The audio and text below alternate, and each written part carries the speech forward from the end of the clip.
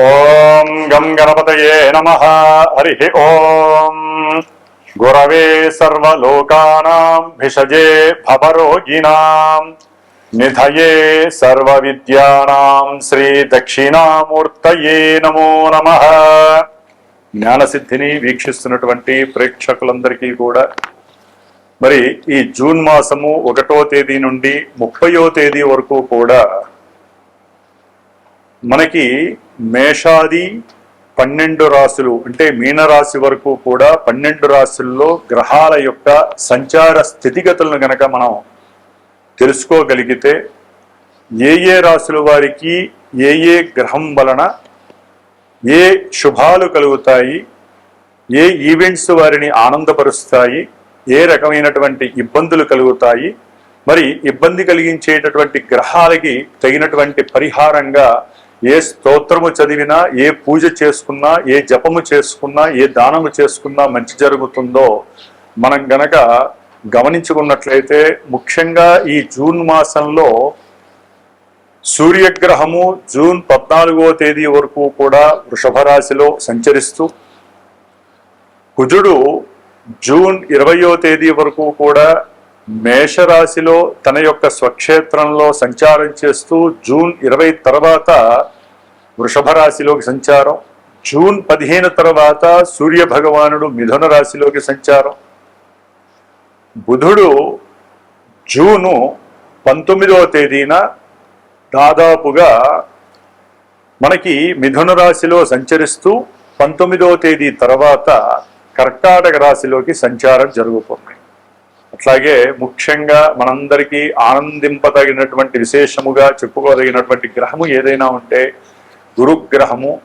ఇది చాలా విస్తారమైనటువంటి విశేషవంతమైనటువంటి ఆర్థిక లాభాదుల్ని కలుగజేస్తూ అన్ని విషయాలలో వృద్ధిని కలిగించేటటువంటి ఈ గ్రహము జూన్ 2వ తేదీన అంటే 1వ తేదీ అర్ధరాత్రి నుండి కూడా తన యొక్క ఉచ్చస్థిత రాశి అయినటువంటి మిత్ర రాశి అయినటువంటి కర్కాటక రాశిలోకి సంచరిస్తూ దాదాపుగా ఈ జూన్ మాసం అంతా అదే రాశిలో సంచారం చేస్తూ ఉంటాడు గురుడు. శుక్రుడు జూన్ 8వ తేదీ వరకు కూడా మిథున రాశిలో సంచారం చేస్తూ జూన్ 8 నుండి కూడా కర్కాటక రాశిలో గురుడితో పాటుగా సంచారం చేస్తూ ఉంటాడు. శని భగవానుడు మీనరాశిలోనే బుధ నక్షత్రమైనటువంటి రేవతి నక్షత్రంలో సంచరిస్తూ, రాహువు సొంత నక్షత్రంలో ఉంటూ కుంభరాశిలో, అట్లాగే కేతువు సింహరాశిలో సొంత నక్షత్రంలో సంచరిస్తూ, మరి చంద్రుడు దాదాపుగా 2.5 రోజులకి కూడా ఒక్కొక్క రాశిని కూడా సంచరిస్తూ అన్ని గ్రహాలతో తన యొక్క సంచారాన్ని కలగజేస్తూ ఎన్నో రకాలైనటువంటి విశేష ఫలితాలని మరి ఈ మేషాది 12 రాశులైనటువంటి మీనరాశి పర్యంతము కూడా విశేషమైనటువంటి శుభ ఫలితాలను అందజేస్తూ కొన్ని ఇబ్బందులను కలగజేస్తూ ఉండేటటువంటి అవకాశాలు ఉన్నాయి. ఏదేమైనప్పటికీ కూడా ఈ యొక్క జన్మజాతక పరిహారాలు మాత్రమే వారికి తగినటువంటి సరైనటువంటి ఈవెంట్స్కి సరైనటువంటి ఫలితాలని ప్రోత్సాహకరంగా ఇస్తాయి అనటంలో సందేహము లేదు. గోచార సూత్రాలను బట్టి ఏ గ్రహాలు ఏ రాశుల్లో ఉంటాయో ఏ రకాలైనటువంటి ఫలితాలని అందజేస్తాయో మరి ఇప్పుడు తెలుసుకుందాం. ఓం శ్రీమాత్రే నమః. ధనస్సు రాశి.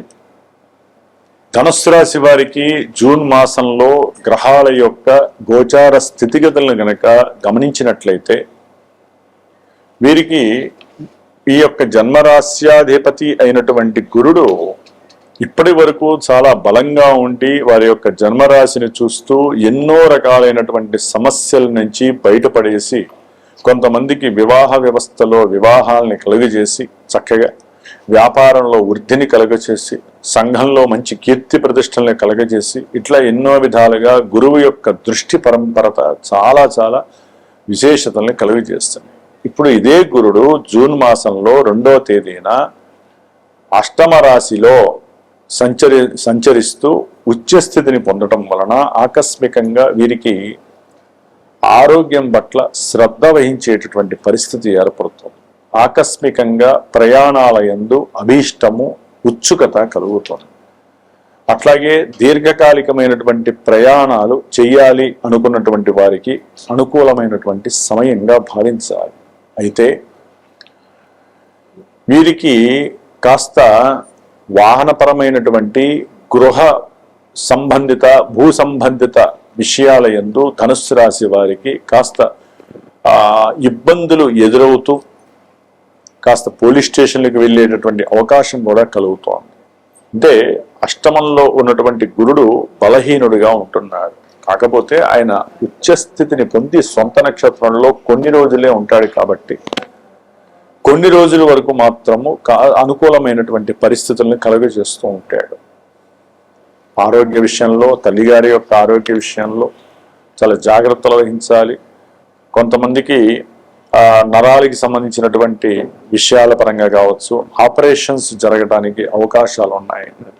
ధనుస్సు రాశి వారికి ప్రయాణాల యందు కాస్త ప్రతిబంధకమైనటువంటి ప్రతికూలమైనటువంటి ఇబ్బందులు కొన్ని ప్రమాదాలు కూడా వీరు ఇబ్బందులుగా ఉంటాయి. అయితే ప్రమాదాల నుంచి బయటపడే శక్తి కూడా ఈ గురుడు ఉచ్చస్థితి కలుగు చేస్తూ ఉంటుంది. అట్లాగే వీరు తీసుకున్నటువంటి కొన్ని నిత్య దైనందిక జీవితంలో అది వాహన పరంగా గృహ ఉపకరణాల పరంగా ధనం యొక్క విషయాలలో కొంత ఇబ్బందులు పడేటటువంటి పరిస్థితి అయితే కనిపిస్తోంది వీరికి పూర్తిగా. ఈ యొక్క ధనుస్సు రాశి వారికి చతుర్థంలో ఉన్నటువంటి శని అర్ధాష్టమ శనిగా ఉంటూ ఆయన యొక్క దృష్టి ఇబ్బందులు పెడుతూ ఈ రాశ్యాధిపతి ఉచ్చస్థితిని పొంది అష్టమంలో ఉండటం, అట్లాగే ముఖ్యంగా శుక్రుడు కూడా జూన్ 8న అష్టమ భావంలో రావటం విశేషమైనప్పటికీ కూడా అనుకున్న కార్యాలు కావచ్చు వీరికి ఉన్నటువంటి అప్పులు తీరుద్దాం అనుకొని ఎంత శక్తుల ప్రయత్నం చేసినా, ఎందుకంటే కొంతమంది ధనుస్సు రాశి వారికి సంతానపరమైనటువంటి విషయాల యందు వారి యొక్క చదువుల పరంగా కావచ్చు వారికి విదేశాలని పంపించినందుకు కావచ్చు ఏదో రకంగా ఆర్థిక పరమైనటువంటి ఇష్యూస్ వీరు తీరుద్దాం అప్పులు అనుకుంటారు. శుక్రుడు కూడా కలవటం ద్వారా ఇంకా అప్పులు తీర్చడానికి శక్తుల ప్రయత్నం చేస్తారు, ఇష్టపడతారు. ఎట్లయినా సరే అప్పులు తీర్చేయాలి అని ఎంత శక్తిని ఉపయోగించినా కూడా అర్ధాష్టమ శని మాత్రము వీరిని ఇబ్బంది పెడుతూ ఉంటుంది. అట్లాగే సూర్యుడి యొక్క బలము ఈ యొక్క ధనుస్సు రాశి వారికి మరి 6వ స్థానంలో జూన్ 14 వరకు అక్కడే ఉండి కొంతమందికి మంచి ఉద్యోగ అవకాశాలు ఉద్యోగాలు రావడం ద్వారా ధనరాబడి పెరగటము, దాని ద్వారా అంతకు ముందు ఉన్నటువంటి కొన్ని రుణాలు మాఫీ చేసుకునేటటువంటి శక్తి పెరగటము, కొంతమందికి తండ్రి గారి యొక్క ఆరోగ్యం బాలేక అప్పులు చేయాల్సిన పరిస్థితి కలగటము, ఆర్థిక సంక్షోభం కలగటము. అంటే ఒక గ్రహము ఒక స్థానంలో ఉన్నంత మాత్రాన కొన్ని శుభాలతో పాటుగా కొన్ని ఇబ్బందులను కూడా కలుగజేసే అవకాశం ఉంటుంది. కొంత భాగ్యహీనత కూడా కలుగజేసే అవకాశం ఉంటుంది. కొంతమందికి ఉద్యోగాలు పోయే పరిస్థితి కూడా ఉంటుంది. 6లో సూర్యుడు ఉన్నది మాత్రాన అందరికీ ఉద్యోగాలు రావండి. ఎందుకంటే వీరికంటూ జన్మజాతకం ఉంటుంది కదా. మరి జన్మజాతకంలో లగ్నం ఉంటుంది, దశలో అంతర్దశలు ఆపరేటింగ్ జరిగితేనే జరుగుతాయి. ఇక్కడ ఫలానా గ్రహం ఇక్కడ ఉంటే ఈ విధమైనటువంటి అనుకూలతలు కలుగుతాయని మాత్రమే గోచార సూత్రాలు చెప్పబడుతూ ఉంటాయి. వీటిల్లో కూడా చాలా చాలా అన్వయించుకుంటూ చెప్పాలండి. జాతకం అనేటటువంటిది ప్రధానం. అసలు ఈ సూర్యుడు ఉద్యోగానికి ప్రతీక. ఉద్యోగం కానీ ఆరోగ్యం కానీ కీర్తి ప్రతిష్టలు కానీ వ్యాపార పరంగా కానీ వీరికి ఉన్నటువంటి ఆలోచన శక్తి విషయంలో శక్తి సామర్థ్యాల విషయంలో సెల్ఫ్ కాన్ఫిడెన్స్ విషయాల్లో సూర్యుడు గొప్పవాడు. మరి లెక్క ప్రకారం అందరికీ ఇలాగే ఉండాలిగా. ధనుస్సు రాశి అందరికీ ఉద్యోగాలు వస్తాయా? రావు. ఎందుకంటే జన్మజాతకంలో వీరికంటూ దశలో అంతర్దశలో ఆపరేట్ అవ్వాలి. ఆ సూర్యుడు ఎక్కడో అక్కడ ఉద్యోగానికి ఆపరేట్ అవ్వాలి. లేదా కొంతమంది అనారోగ్యం పాలవుతారు, దాని ద్వారా డధాన్ని నష్టపోతారు. ఇట్లా ఇటు గోచారాన్ని అటు జన్మజాతకాన్ని రెండింటిని బేరీజ్ వేసుకుంటూ ఒక గురువు ఈ గ్రహం బాలేదు జాతకంలో గోచారంలో కాబట్టి మీకు ఉద్యోగపరమైన ఇబ్బందులు ఉన్నాయి, ఆర్థికంగా వీరు ఎంత సంపాదించినా ఖర్చు అవుతూనే ఉంటుంది. ఎందుకని? జాతకంలో ఆ ధనాధిపతి ఎక్కడో అక్కడ చరరాశుల్లో ఉండటమో లేకపోతే ఖర్చు పెట్టేటటువంటి స్థానాల్లో ఉండటము, ఇట్లా ఎన్నో రకాలుగా జాతకాలలో ఇబ్బందులు ఉంటే వారు ఎంత కష్టపడ్డా ధనం అనేటటువంటిది రాబడి వస్తున్నా కూడా మిగలదు వీళ్ళకి.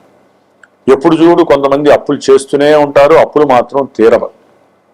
దాని వలన మానసిక సంక్షోభం, కుటుంబంలో గొడవలు, అర్థం పర్థం లేని గొడవలు. కొంతమంది వివాహం చేయాలి అనుకుంటారు ధనుస్సు రాశి వారు. ఈ రవి మహానుభావుడు చేస్తాడు. 20వ తారీఖు 21 వరకు బుధుడు కూడా అక్కడే ఉంటాడు.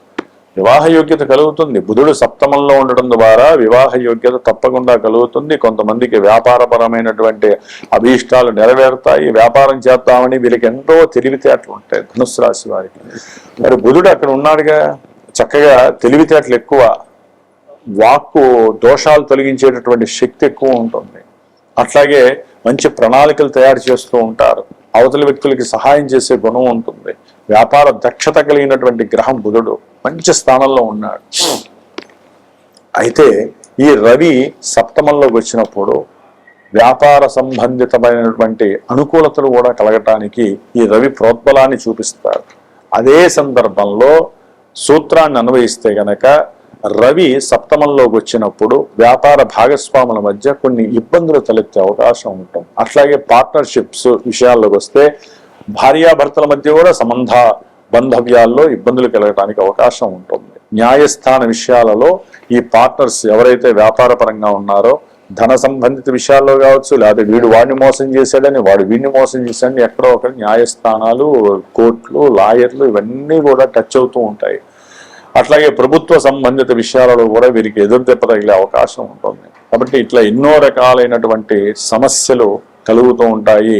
ఎక్కడో ఒకటి దూర ప్రాంతాలకు వెళ్ళే అవకాశాలు ధనుస్సు రాశి వారికి కలుగుతున్నాయి. ముఖ్యంగా కుజగ్రహము 20వ తారీఖు వరకు కూడా పంచమ స్థానంలో ఉండి సంతాన సంబంధిత విషయాలలో ఎక్కడో ఎన్నో రకాల ఇబ్బందులు వీరు ఫేస్ చేయాల్సి వస్తుంది. అనుకున్నది ఒకటి జరిగింది ఒకటి అని చెప్పి మానసికంగా బాధపడతారు. కుజుడు ఎప్పుడైతే 22వ తారీఖునో 21వ తారీఖునో 6వ స్థానంలోకి వస్తాడో చక్కగా ఆర్థిక ధనలాభాదులు, చేసేటటువంటి వృత్తి విషయాలలో చక్కటి లాభము కలగడానికి అవకాశం ఉంటుంది. కాబట్టి ఇట్లా కొంతమంది అప్పులు తీరుస్తారు, కొంతమందికి అప్పులు పెరిగే అవకాశం ఉంటుంది. కుటుంబంలో గొడవలు పెరిగే అవకాశాలు ఉంటాయి. అప్పులు ఇచ్చినటువంటి వాళ్ళు వీళ్ళని బాగా ఇబ్బందులు పెట్టి కోర్టు దాకా ఈడ్చే పరిస్థితులు ఉంటాయి. న్యాయ వ్యవస్థకి వెళ్లాల్సిన అవసరం ఉంటుంది. ఇట్లా ఈ ధనుస్సు రాశి వారికి కుజుడు 6వ స్థానంలో ఉండి శత్రు రోగ రుణ నివృత్తికి చేస్తున్నప్పటికీ కూడా జాతకంలో ఎక్కడైనా నెగిటివ్ గా ఉంటే కనుక శత్రువులు పెరగడానికి అవకాశం ఉంటుంది. కోర్టు సమస్యలు, అన్నదమ్ముల మధ్య విపరీతమైనటువంటి వైరము కలగడానికి ఉంటుంది. ఒకరిని చూస్తే ఒకరికి శత్రువుల్లా భావించే అవకాశం. అట్లాగే రుణబాధలు పూర్తిగా తొలగిపోయే అవకాశం ఉంటుంది. కానీ రుణబాధలు జాతకంలో దశలు అంతర్దశలు లాంగివిటీగా ఉంటాయి.